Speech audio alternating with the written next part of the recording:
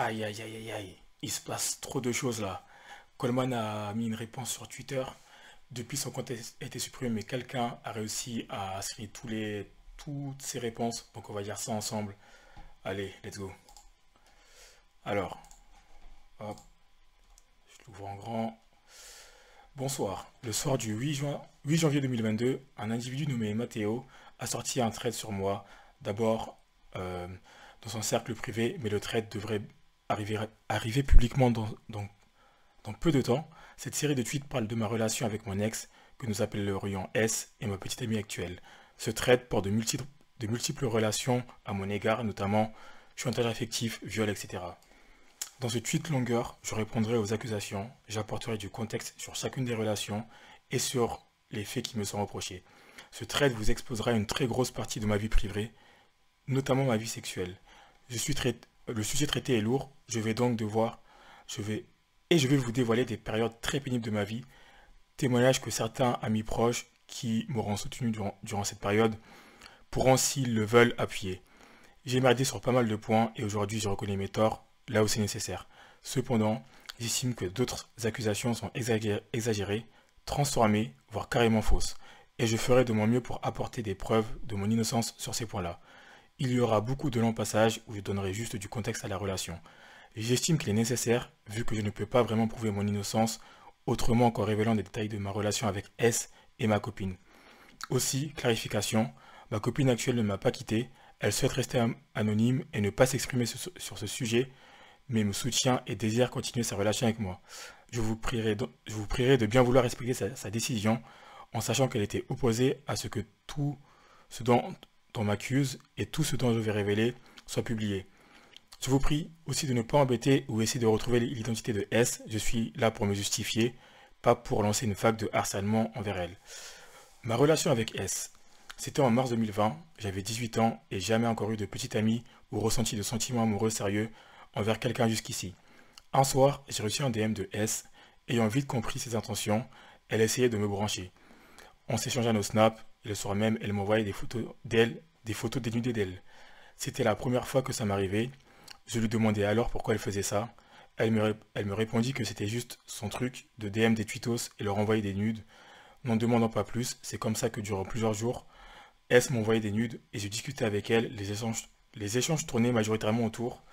Attends, je mets l'autre page. Et putain, mon truc en plus ici. Hop, je mets ça ici. L'échange tournait autour de ces nudes, mais petit à petit, on finissait par parler d'autres choses, de nos vies, de nos sentiments, enfin surtout de ses sentiments à elle. J'avais aucune vie amoureuse à l'époque. À noter, s'étant en couple avec un autre gars à ce moment. Ah non, à noter, S était en couple avec un autre gars au moment de tout ça. L'une des premières accusations du trait de Matteo, c'est que je prenais des captures d'écran des photos que je recevais de S. C'est vrai, à la base, S n'était pour moi qu'une meuf parmi tant d'autres qui m'enverrait des photos jusqu'à ce qu'elle se lasse ou trouve quelqu'un de plus intéressant. C'est pour ça que je n'ai pas éprouvé de remords à enregistrer ce qu'elle m'envoyait. Cependant, comme je vous le raconterai après, j'ai fini en couple avec S. C'est moi qui lui ai avoué ce que j'avais fait. Je lui ai présenté mes excuses. J'ai immédiatement supprimé tout ce qu'elle avait envoyé et lui dit qu'en tant que mec, je préférais être honnête avec elle plutôt que de simplement me débarrasser des images dans le silence. Bien que choqué, S accepta mes excuses, décida d'enterrer cette histoire et continua sa relation avec moi et à m'envoyer des photos du genre. Revenons donc quelques jours auparavant. Avec le temps, S faisait de plus en plus d'allusions au fait d'être amoureuse. Personnellement, j'étais tellement habitué au fait d'être célibataire que j'avais réel la possibilité que quelqu'un puisse être attiré par moi. En plus, elle venait de se faire quitter, il me semble, justement à cause de ses conversations avec des tweetos. Donc dans ma tête, elle ne devait sûrement pas être prête à s'engager avec quelqu'un d'autre. Elle finit par m'avouer le 25 mars que la personne dont elle était amoureuse, c'était moi. C'était littéralement la première fois qu'une fille me disait qu'elle m'aimait, et touché par sa déclaration, je lui réponds immédiatement que c'était réciproque. Et c'est ainsi que je finis par sortir avec cette fille, enfin sortir, ça tombait justement en période de confinement, donc nous étions plutôt en relation à distance. Détail important, durant la période où je lui ai parlé, premièrement, elle me donna accès à son mot de passe Twitter, enfin son compte principal, je n'avais pas accès au PV. Deuxièmement, elle me racontait énormément de choses à propos d'autres tweetos, avec qui elle avait flirté et qui ont fini par l'ignorer. Professeur As, Rémélie, Elias le Retour, j'en passe. Par exemple, elle me disait qu'Assad l'avait prise pour une pute, qu'il forçait avec elle et lui avait proposé de la ramener à l'hôtel et a même essayé de l'afficher, ce à quoi elle répondit avec des screens de leur conversation. On voit bien qu'il ne la calculait pas et que c'était au contraire elle qui forçait pour avoir son attention. Attends, c'est quoi les screens? J'essaie de les voir. Ils les avaient mis en haut, le mec. Ah ouais, le trait, il est long de ouf. Attends, vas-y, on continue. Je suis à la deuxième page. C'est quoi là l'image?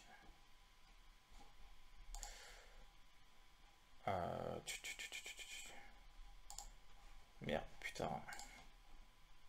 Ah, je veux voir l'image, moi. Ok, ok, on a compris. Oui, oui, je le dis toujours, MDR, t'en es une et en plus tu forces comme pas possible. Ok, quand tu veux. Et non, MDR, je suis pas footballeur, il y a quelqu'un qui me ressemble. C'est dommage, t'aurais bien pu mettre une grosse lucarne dans mon cul. Ok, blabla, ok, c'est la meuf qui cherche le mec. Bon, on continue.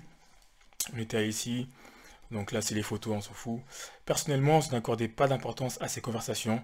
Elle s'était déroulée avant que je sorte avec elle. Et je lui avais dit que j'acceptais son passé tel qu'il était. Je n'étais donc pas énervé envers elle, et j'ai juste négocié avec Assad et S pour qu'ils s'ignorent mutuellement à partir de maintenant.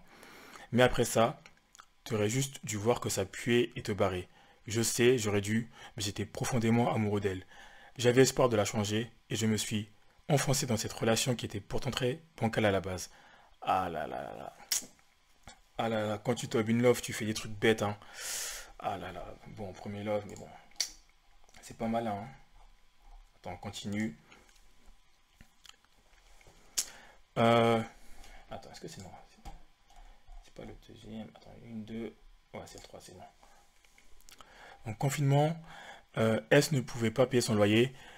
Ayant reçu une très grosse somme d'argent dans le mois, 6 000 € en un jour, c'était durant mon live tier list joueur PVP. Putain, ouais, 6 000 balles en un jour, c'est un délire. Je ne voulais pas que ma copine se retrouve à la rue et j'ai proposé de lui payer son loyer. Refusant catégoriquement à la base, elle a fini par accepter sous condition qu'elle me rembourse. J'ai accepté, chose qu'elle n'a jamais faite. Ouais, bon mec, genre, je pense que tu t'étais dans un élan de bonté, tu voulais lui donner. Mais bon. Mathéo dit que j'utilisais l'affaire du loyer comme moyen de pression pour qu'elle couche avec moi. C'est faux, j'ai toujours été très clair sur le fait qu'elle pouvait me rendre mes sous quand elle voulait, et je ne lui ai jamais mis la pression pour qu'elle me rembourse. Jusqu'à notre séparation du mois. Ah. Avançons maintenant en mai, quand les restrictions sanitaires furent adoucies et que la limite pour voyager fut montée à 100 km autour de son domicile.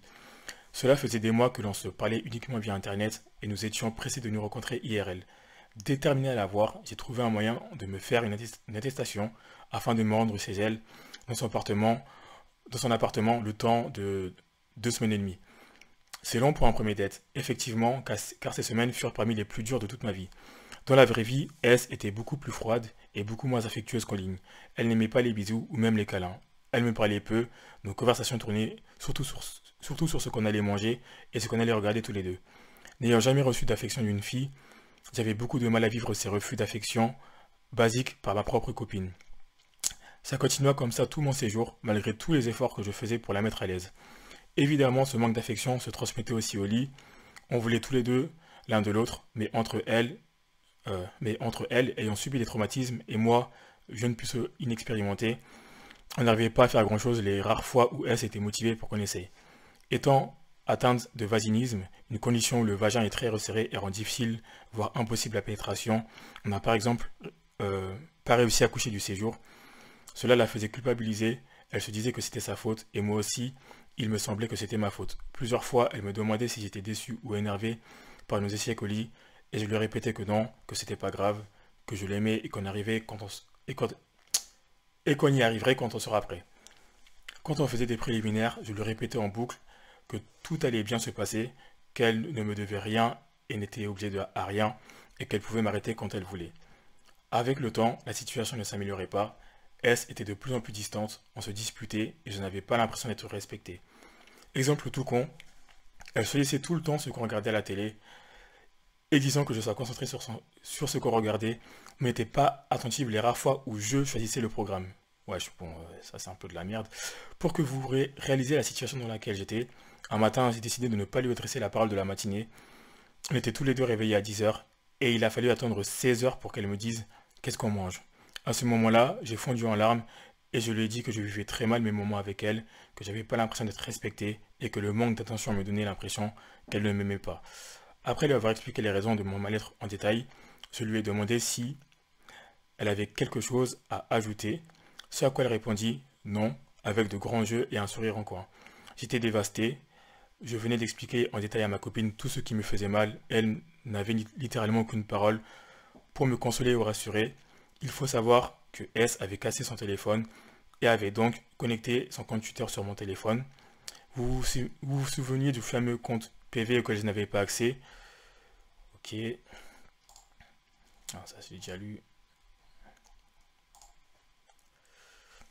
J'y ai fouillé les DM et je suis tombé sur une conversation de S avec un autre mec où elle le chauffait, lui faisait des avances sexuelles, lui proposait de décaler sur Snap, bref, où elle me trompait, on s'était déjà avoué nos sentiments et mis en couple à ce moment-là.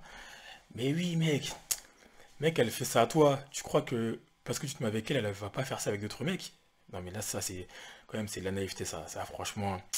Ah là là là là. Alors, Mathéo, attends, où elle me trompé, blabla. Mathéo dit dans son thread que c'était faux. J'appelle donc à témoin mes potes du FC Ponaz de l'époque, Dylan, Cujo, ATS, Steve Le Boss, Takumi, etc., qui ont vu les conversations et qui peuvent me confirmer tout ce que je dis est vrai. De plus, dans les prochains jours, j'essaierai de retrouver mon ancien tel, qui doit toujours contenir les screens des conversations et qui prouve que je ne mens pas.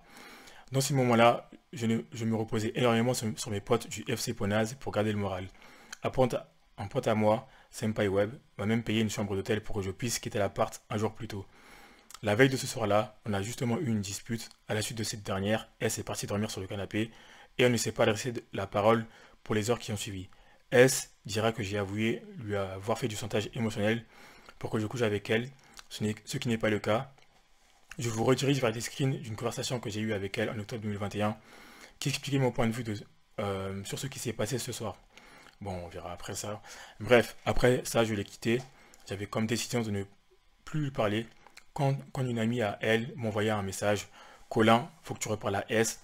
Elle sent grave mal, elle mange plus, elle fait des crises d'angoisse à répétition, et je pense que ta présence l'apaiserait. J'ai donc fini par lui reparler. Elle voulait qu'on se remette ensemble, je ne voulais pas, et je l'encourageais même à trouver quelqu'un d'autre. Mathéo dit que je l'accusais de m'avoir trompé, c'était l'exact inverse. Voici des screens de conversation pour appuyer que j'étais effectivement pour qu'elle se remette avec quelqu'un. Bref, avec le temps, S ne passait toujours pas à autre chose, et moi, ayant toujours des sentiments pour elle, on a fini par se remettre ensemble. Deuxième erreur encore. Elle devait partir travailler en Corse et passer par Marseille, ma ville, pour prendre son ferry. On en a profité pour se voir, on a enfin réussi à coucher ensemble.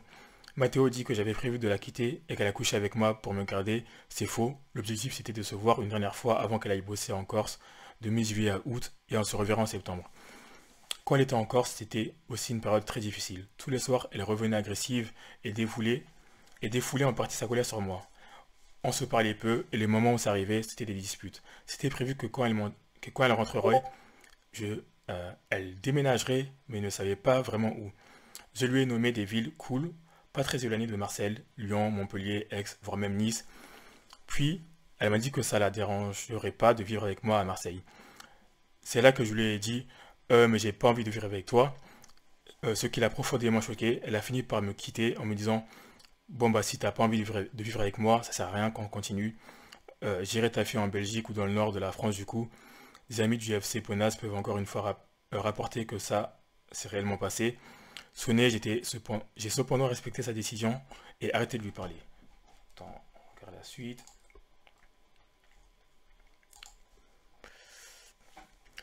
Je me suis mis à parler avec une autre fille entre-temps, une certaine M. Elle m'a quitté juste après m'avoir avoué ses sentiments. Et ce soir-là, S, S m'a appelé. Elle me disait qu'elle faisait une crise d'angoisse, que j'étais pas obligé de lui répondre, mais qu'elle voudrait qu'on s'appelle car elle pense que ma voix l'apaiserait. Je l'ai appelée et j'ai fondu en larmes. Je lui ai expliqué ce qui s'est passé avec M. Puis on a fini pour revenir sur notre ancienne relation.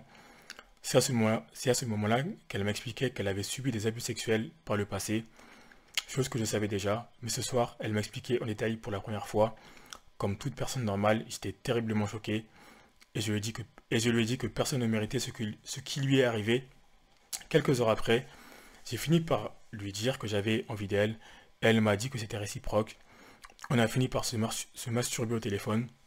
Ce moment-là a fini par être transformé en Colin m'a dit que mon viol l'excitait. C'est faux, je n'ai jamais dit que son viol m'excitait. Je lui ai bien dit que c'était terrible, que j'étais désolé et que personne ne méritait ça. Ce n'est que bien après qu'on a fini par se chauffer. Ça partait d'un accord mutuel et ça n'a aucun lien avec l'histoire de viol qui précédait. Ah ouais, bah oui, tu vois, là, t'as déjà une version différente. Je pense qu'en fait, cette histoire, ça va être genre, elle a dit, il m'a dit, he says, c'est genre la parole de l'un contre la parole de l'autre.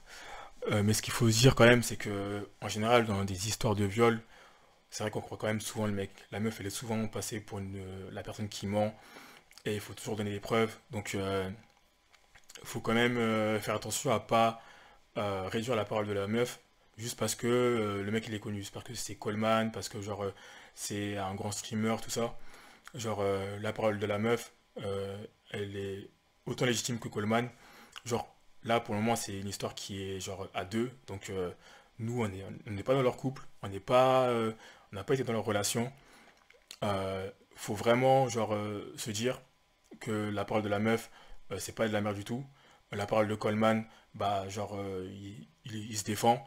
Donc à ce moment-là, genre la meuf, bon, franchement là j'ai la flemme de lire la suite.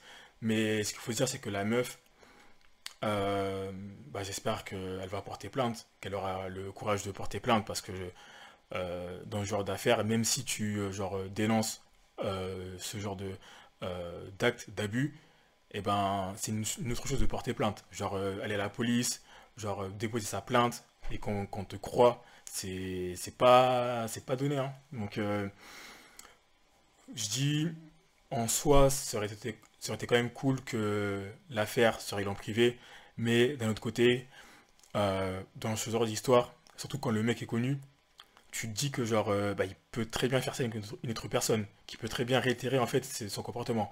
Si bien sûr tout ce qui a été énoncé c'est réellement passé. Et pour le moment dans le trade de ce que je vois quand même, genre ça m'a quand même l'air bizarre. Donc on verra la suite après. Genre là franchement je pense que dans l'ensemble c'est quand même compliqué. Je vais voir un peu genre les autres tweets et tout, et je vais peut-être faire une autre vidéo encore sur celle-ci. Donc abonnez-vous et on se dit à la prochaine. Ciao.